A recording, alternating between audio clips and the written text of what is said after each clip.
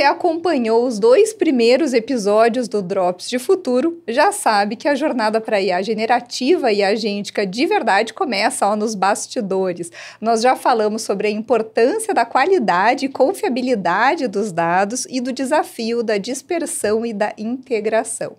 Agora, a gente chega no ponto que separa o hype do resultado. Como escalar tudo isso de forma sustentável, conectada ao negócio e com impacto de verdade? Olha, novamente, eu vou contar com os nossos parceiros aqui da informática, Murilo Costa, diretor de canais e alianças estratégicas Latam, e Carlos Salvador, diretor de vendas técnicas Latam, para nos ajudar a responder essas perguntas. Bom, sejam muito bem-vindos novamente. Obrigado. Obrigado, é um prazer estar aqui.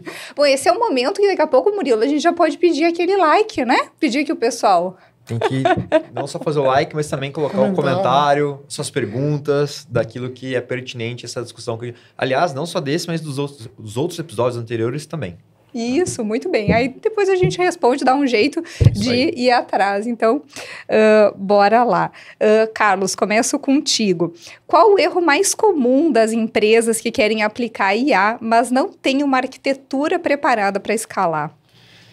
De fato, não cuidar dos seus dados, né? A gente comentou aqui nos episódios anteriores, né, sobre a importância, né, da gestão de dados, né, como fundamento, né, como fundação para a IA. E eu brinco, né, assim, a gestão de dados é o herói escondido da IA, né? Então, vamos olhar com cuidado para isso. Então, de fato, né, pensar em como criar essa fundação, né, robusta, né, de dados é o caminho a ser seguido e que não pode ser deixado de lado, né? E quando a gente fala de criar essa fundação robusta, claro, eu não vou conseguir resolver todos os meus problemas de dados ao mesmo tempo, né? A gente trabalha aqui com empresas gigantescas, né, que tem centenas, talvez milhares de fontes de informação. Não dá para sair resolvendo tudo ao mesmo tempo. Então, idealmente, pensar, né, olhando para a estratégia da empresa, né, assim, qual que é o plano para o ano, plano estratégico do ano, quais são as iniciativas que vão ser trabalhadas, né? Nessas iniciativas, quais são os dados críticos que subsidiam essas iniciativas, né? E aí, em cima desses dados críticos, começar o trabalho, né? Então, poxa, geralmente, né, clientes é o dado super crítico, né? Assim, que iniciativa de empresa que não precisa de dados de clientes, né? Pensando numa empresa de B2C, né? Talvez de B2B seja um pouco diferente em algumas situações, mas o fato é, poxa, vamos então começar a trabalhar esses dados de clientes primeiro, né? Vamos criar essa fundação robusta em cima desse domínio específico, né? E aí, à medida que você vai melhorando um domínio, você pode passar para o próximo domínio, e aí você vai, né, aumentando a escala, né, pouco a pouco, resolvendo os problemas mais críticos e depois, né, partindo para outros problemas, né, ou para outros domínios. E claro, né, assim, também acho que tem que ser avaliado, né, mesmo, né, se é um domínio super crítico para determinado caso de uso, mas qual é o esforço que eu tenho para resolver esse problema? Talvez com menor esforço eu consiga resolver algo, né, que também está relacionado, mas, né, e talvez tenha um impacto também bastante significativo. Então, né, em resumo, né, sempre, né, olhar para as iniciativas de negócio, entender quais são os dados que estão ali relacionados, né, tirar uma radiografia do esforço que precisa ser empreendido para aqueles dados e aí tomar uma decisão de qual caminho ir, né? Então, sempre, né, assim, poxa, menos esforço, maior impacto, né? E aí é onde você precisa realmente focar, né, o trabalho. Murilo, a gente falou já algumas vezes sobre as áreas de negócio, né? Sim. Com uma base de dados, então, bem estruturada e essa arquitetura já robusta, quais são essas áreas que acabam se beneficiando? Bom, até complementando um pouco do que o Salvador falou para a gente, né? Algumas áreas se beneficiam tremendamente, eu vou dizer que a área de vendas, a área de marketing, muitas vezes a área de operações, né? Que vai entregar um produto ou um serviço, né, para o cliente, dado que a área comercial fez aquela venda. Então, a gente vê que essas 3 áreas, né, vendas, marketing e operações, se beneficiam bastante. Entretanto, a gente vê que assim, não vou dizer que o céu é o limite, mas eu vou dizer que existem muitos pontos de a gente ter benefícios reais para os clientes, né? Seja, inclusive, na área financeira, né? Seja na área de pessoas, né? Como é que eu faço para entender que os vários ativos são pessoas? A gente falou aqui, né? Como é que eu posso entender as pessoas dentro de casa e que eu vou perder aquele talento? Como é que eu posso ter as informações que eu capture isso de antecedência para com que eu converse com esse talento para que eu não venha a perder, né? Então, tudo isso a gente consegue trazer de benefício. Mas a gente tem visto muito hoje as principais iniciativas, muito mais em marketing, vendas, muito mais para fora, mas não há dúvida que dá para capturar benefícios olhando para dentro também. Mas eu vejo assim, à medida que as empresas se digitalizam, né, assim, além dessas áreas que o Murilo citou, muitas outras áreas vão armazenar dados, né, vão Sim. ter ali dados disponíveis para tomar alguma ação, né? Então, a empresa Data Driven, hoje, né, ela tem dados capturados na produção, né? A gente passou aí por um cliente que a área de auditoria, né, ela auditava, né, os dados que cada área gerava, né? Então, quando você melhora a gestão, né, desse dado, torna o dado mais visível, né, torna o dado com mais qualidade, o dado deduplicado, o benefício ele vai chegar para a companhia como um todo, né? Então, o fato as empresas buscam essa digitalização, né? A digitalização gera dados, né? Esses dados vão ser levados em conta para tomar decisão, né? E quanto mais confiável, né, esse dado, né, estiver, né, melhor, né? Então, e ainda mais no mundo da IA, né, da IA agêntica, que em teoria, né, a IA vai tomar decisões, vai executar tarefas, né, em cima desses dados. Poxa, esse dado precisa estar bem cuidado, né? Esse dado precisa ter, né, a robustez, né, a qualidade, né, a segurança, né, para que essas decisões automatizadas, né, sejam realizadas da melhor forma, né? Senão, entrou lixo, saiu lixo. Né? É isso que a gente fala. Trash in, trash out. Exato, trash in, trash out. Acho que estou trazendo até uma provocação nesse ponto de agentes, né? A gente fala muito de agente, a generativa, né? Mas do que a gente, pelo menos do que eu converso, né? Eu, Salvador, a gente conversa com diversas empresas grandes, né? Que tem ponto um, né? As empresas são complexas, o mundo é complexo. E às vezes a gente querer simplificar que um agente, ou dois, ou três, que seja, vai resolver problemas que são bastante complexos. Eu não sei, isso é uma provocação para a gente ver aqui, você coloca o seu comentário, o que você acha sobre isso, né? O ponto é que eu vejo que a IA generativa, né, do que eu tenho lido, do que eu tenho visto, conversado com diversas pessoas, ela não vai criar e manter relacionamentos, né? Ou seja, se você souber que é um robô, você vai ter a confiança como se estivesse falando com um humano? Essa é a pergunta que fica no ar, né? A gente tem falado bastante, tem visto bastante esse tipo de conversa acontecer sobre a evolução do mundo IA generativa, os agentes, né, que estão por vir, né? Inclusive agentes especializados, né? Mas fica aqui a pergunta se de fato a gente vai confiar plenamente versus um humano que está do outro lado, né? Então, por isso que eu acho que o pilar de pessoas ele continua sendo importante, apesar da constante evolução aqui no mundo de IA generativa, né? Essa semana eu ouvi de um especialista que a IA vai ser como a energia elétrica. A gente não vai mais ficar pensando se ela existe ou não, se ela está ou não conosco, né? A gente só lembra que tem energia elétrica quando falta luz, porque tudo vai ter IA. Eu vejo um pouco o caminho de dados, né? Que antes a gente tinha mais noção, né, do dado que estava sendo produzido pela gente, aquela coisa de você ter um checkbox, de você dar certas informações sobre você e tal, e hoje parece que tudo já está um pouco mais disponível, parece que dados estão sendo também pegos, né, das coisas que a gente faz, de locais que a gente antes não era coletado, né? Sim. Os dados estão sendo coletados cada vez de canais mais diversos, sim, né? E que, enfim, e aí eu vejo um pouco o caminho da IA também, sabe? O fato é assim, a IA generativa, a IA agêntica é uma tecnologia, né? A gente está no hype agora, então assim, todo mundo fala de tecnologia, né? A gente brinca, né? Assim, todo mundo está pronto para IA. Porém, o que está por trás, né, são os dados, né? Então, assim, no momento, daqui a 3, 4, 5 anos, em que como você comentou, a IA vai estar por toda parte, né? Assim, a tecnologia vai estar difundida, vai estar embebida, né? Assim, qual vai ser o grande diferencial? Se todo mundo tem acesso à mesma IA, qual vai ser o grande diferencial? O diferencial vai ser essa fundação de dados, né? Então, assim, quanto esses dados realmente estão preparados para que a IA, né, seja o diferencial. De outra forma, né, assim, poxa, você pode ter a melhor IA do mundo, né? Mas se por trás você não tiver, né, esses dados preparados, sinto muito, né? Sinto muito, né? Não vai ser, né, não vai atingir o que eu preciso. E vem com esses exemplos que a gente citou antes, né? De você aprovar um financiamento inadequado, vem de você ter alguns processos dentro da operação das empresas que não são adequados por trash in, trash out, né? Exatamente nessa linha, né? Então, e eu acho um ponto aqui que o mundo é complexo, gente. A gente tem que levar em consideração a complexidade que nós vivemos, né?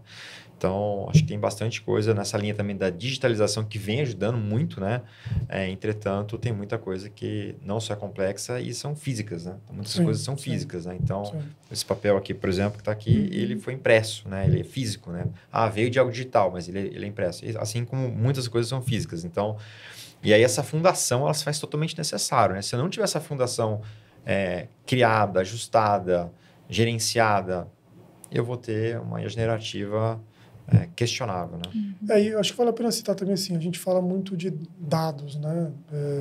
Mas tem um outro aspecto que é muito importante, né? E é justamente o que faz a diferença. Claro, além de eu ter um dado, né, completo, padronizado e duplicado, é o contexto sobre aquele dado, né? Então, quem pode explicar, né, que tipo de informação está armazenada, né, numa base de dados, num arquivo, etc., né? São os metadados, né? Então, o famoso metadado, né? E os metadados podem ser simplesmente metadados técnicos que descrevem, né, o dado ali como ele está armazenado, né, a estrutura daquele dado, mas o mais importante é que a gente chama de metadado de negócio, que é assim, o que aquele dado significa para a empresa, né? E isso está onde? Está na cabeça das pessoas, né? Então, enquanto, né, e aí volta à tona de novo o tema da governança, né? Então, assim, enquanto eu não crio processos que permitam que a gente consiga capturar das pessoas esse contexto, né? E esse contexto, né, forme parte, né, dessa fundação de dados, né? Isso geralmente funciona através de um catálogo, né, de dados, né, dentro das companhias, eu não vou ter esse contexto sobre os dados. E se eu não tenho os contextos sobre os dados, eu não consigo ser efetivo dentro desta minha jornada, né, de IA generativa ou de IA agêntica. Então, além dos dados que a gente, né, frisou bastante, esse contexto sobre os dados é extremamente relevante, extremamente importante, né?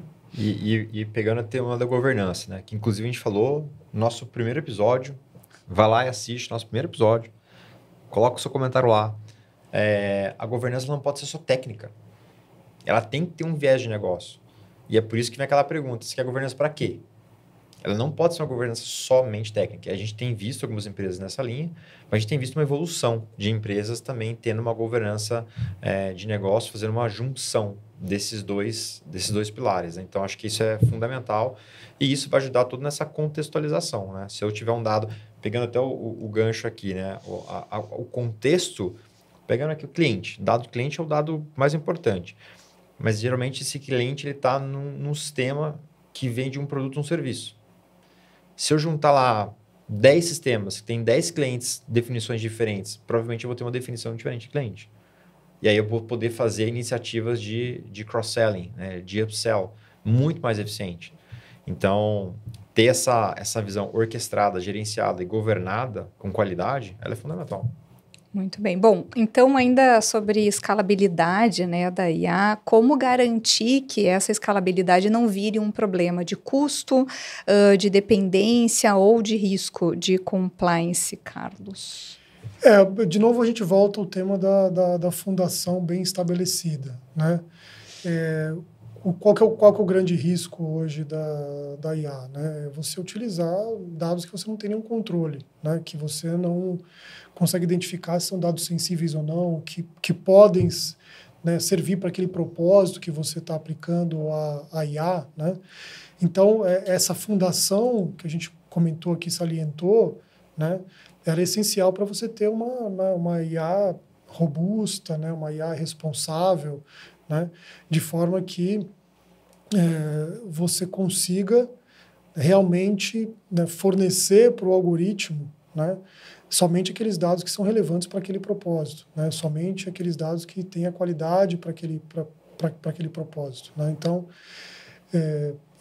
essa robustez, né, ela vai depender muito dessa capacidade, né, de gerir o dado, né, essa capacidade de gestão de dados das companhias. E lógico, né, assim, essa gestão de dados ela tem que ser impulsionada, né, por uma tecnologia, né, para que as coisas consigam andar mais rápido, né? E aí também é onde entra a informática, né? A gente tem uma plataforma hoje que permite, né, que as empresas acelerem, né, essa gestão de dados, né, tratando diferentes capacidades que a gente comentou aqui, né, de integração, né, seja a qualidade, né, a gente falou de MDM, né, seja a própria proteção de dados, identificação. Poxa, que tipo de dado eu tenho aqui? São dados sensíveis? Eu posso utilizar ou não? Que política de proteção eu vou criar para esse dado? Né? Então, esse dado não pode aparecer na ponta da forma como ele é. Eu vou bloquear o acesso, né? Eu vou, né, tokenizar, eu vou, né, de alguma forma, né, mascarar aquele dado, né, para o meu requisitante, né? Então, essa fundação, né, impulsionada, né, por uma tecnologia, né, como a da informática, na minha visão, ela é essencial. Pegar até o gancho aqui da gestão do acesso, né, que o Salvador comentou, que é super relevante, né? A gente não falou sobre isso, é um episódio só para falar sobre isso, mas vou dar um exemplo prático aqui, né? Você tem lá duas diretorias, diretoria A e diretoria B. A diretoria B acabou de entrar uma pessoa nova, essa pessoa nova quer entender os custos da sua organização. O RH vai lá e manda uma planilha, né? Só que ele tem que tirar todas as pessoas da diretoria A, para que ela não mande informações erradas ou de outra diretoria, né? Isso tem um custo, isso pode ter erro manual, pode ter uma série de implicações, né? Mas imagine que eu tenho aqui nesse caso aqui, uma tecnologia que a informática possui, onde eu defino políticas, né? E que a pessoa da diretoria que acabou de chegar, no caso, diretoria B, eu mande sim para essa pessoa uma tabela com todo mundo. E por saber que aquela pessoa é da diretoria B, todos os dados da diretoria A, eles vão mascarados automaticamente. Seja ele em coluna, seja ele em linhas, né? E no Excel. Então, assim, estou dando só um exemplo prático, né, de como que isso pode ser muito valioso para que a gente não acesse uma informação de uma maneira inadequada, né, para uma pessoa que não acessa essa informação, né? Porque com IA generativa, o que vai começar a acontecer? O ser humano ele é criativo, né, Salvador? Ele começa a fazer umas perguntas. O deal break tá aí, né? Ele começa a perguntar assim, né? Qual é o salário do presidente? Qual é o bônus do presidente? Qual é a comissão do VP e tal? Ele é criativo, ele quer... Então, isso tem a ver com gestão de acesso. Então, a gente não pode dar a informação para esse tipo de pergunta. Então, e quem tem direito a ter essa resposta? Então, aí a gente tem uma plataforma que ajuda a ter a aplicação dessas políticas e trazer a resposta para a pessoa adequada. Uhum. Bom, então ficou claro que escalar IA não é sobre modismo ou tecnologia de ponta, é sobre ter uma base que aguente crescer, entregar e gerar valor. Com essa visão, nós encerramos essa série especial do Drops de Futuro com a participação, né, dos nossos parceiros da informática, que trouxeram muito mais do que uma conversa, eles trouxeram uma direção. Para você que nos acompanhou nesses 3 episódios, eu vou deixar aqui uma última provocação. A sua empresa quer escalar IA amanhã, mas será que a fundação está pronta hoje? Escalar começa antes e começa na organização. Bom, muito obrigada de novo pela presença de vocês e pela participação. Te agradece. Só talvez uma coisa que vale aqui a gente falar, claro, né, de um corte, favor. né, que vale para fazer o corte, né? Tá todo mundo pronto para IA, com exceção dos seus dados. Então, acho que é o que a gente vai fazer com isso, né? Para que os seus dados estejam prontos de uma maneira integral para IA. Essa é a provocação, né, Murilo? Essa é a provocação. A provocação é realmente... Olhe para dentro de casa, né? Você está preparado, né, para realmente preparado para essa tendência, né? A hora que a IA for realmente um commodity, né, IA generativa, né? Os seus dados vão fazer a diferença ou não? Então, fica aí a questão. Né? E coloca nos comentários os principais desafios que vocês têm vivenciado. E aí, pode estar em contato conosco para a gente poder escutar e poder ajudar. Muito bem, muito obrigada mesmo pela presença. Obrigado, Até, foi um até a prazer, próxima. pessoal. Até a próxima. Prazer. Tchau, tchau. Até a próxima.